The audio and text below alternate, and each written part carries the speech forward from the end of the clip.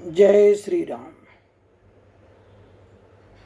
आज शुक्रवार है और हमारा 5वां एपिसोड है, संस्कार का 5वां एपिसोड।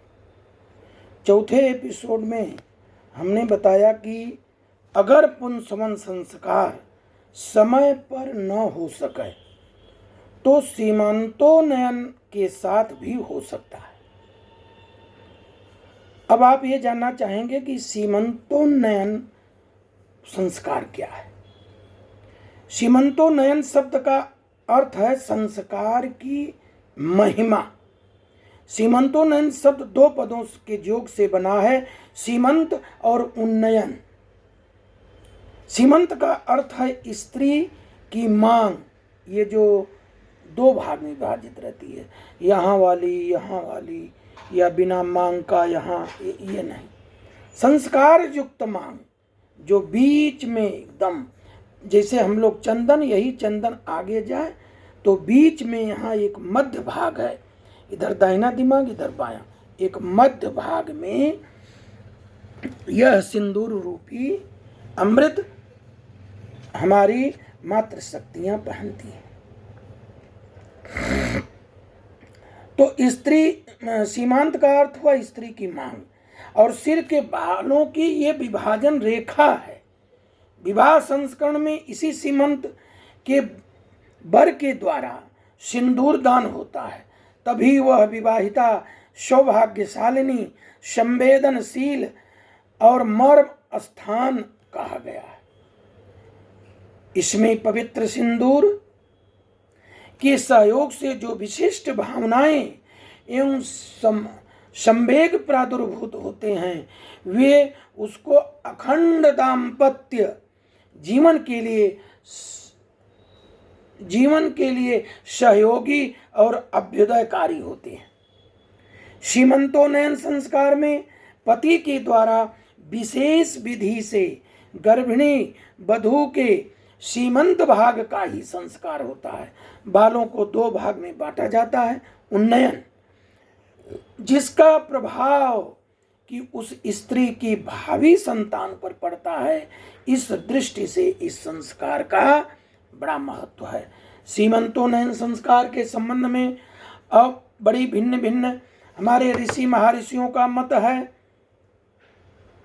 लेकिन यह एक बार यह संस्कार हो जाने से ऐसा माना गया है कि इसके संतान के मस्तिष्क पर प्रभाव पड़ता है। इसको भी ब्राह्मण के द्वारा, कोई विद्वान ब्राह्मण के द्वारा यह कराना चाहिए। सुश्रुत संहिता में बताया गया है कि सिर से विभक्ति हुई 5 संधियां सीमंत कहलाती हैं। इसी यहीं से 5 जो है वो सिर में 5 संधियां होती हैं जो सीमंत कहलाती हैं। इन संधियों के उन्नति और प्रकाश होने से मस्तिष्क शक्ति की उन्नति होती है और गर्भस्थ अवस्था में संतान के मस्तिष्क आदि को बलवान बनाया जाता है, क्योंकि यह समय गर्भ के शिक्षण योग्य हो जाता है। अतः गर्भिणी को सत साहित्य अध्ययन में रुचि रखना चाहिए, सद्विचारों से संपन्न रहना चाहिए।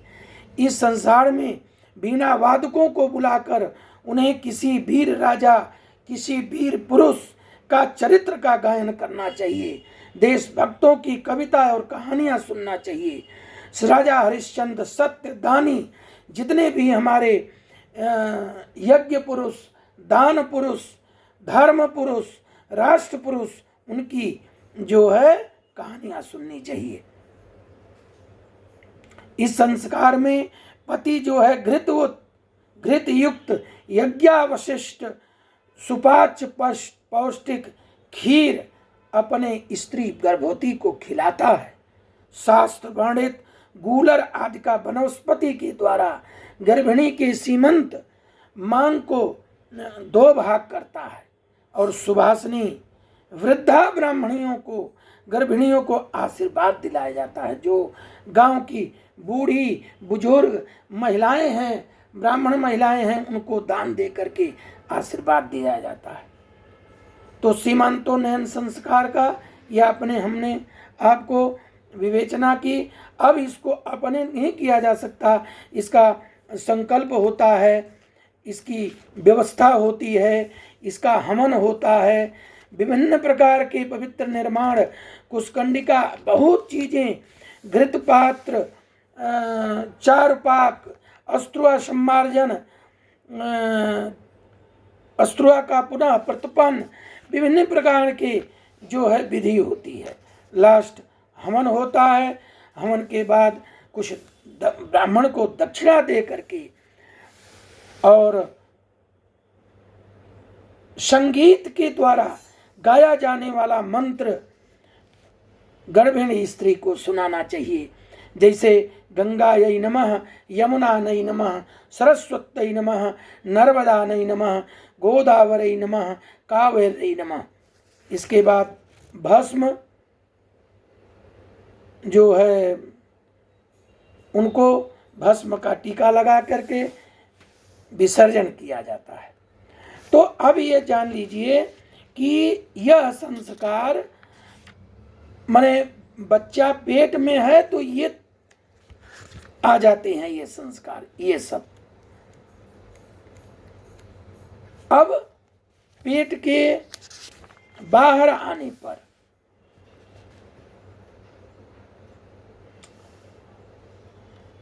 बालक के जन्म होने से पूर्व 3 संस्कार हुए: गर्भाधान, पुंसवन, सीमांतोन्नयन।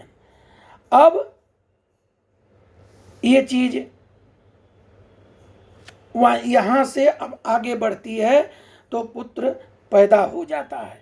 जब पुत्रोत्पत्ति या पुत्रोत्पत्ति हो जाती है तो उसके अब जात कर्म संस्कार आता है। अब इसके लिए हम आपको अगले एपिसोड में बताएंगे।